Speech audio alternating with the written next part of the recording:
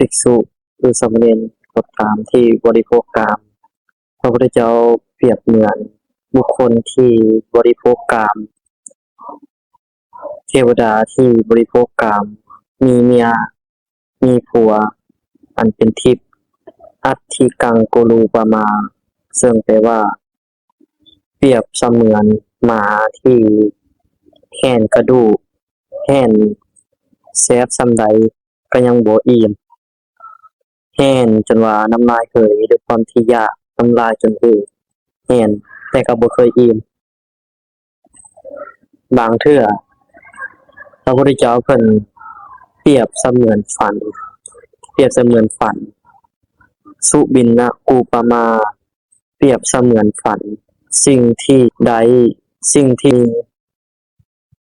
เพราะฉะนั้นสิ่งทั้งหลายทั้งปวง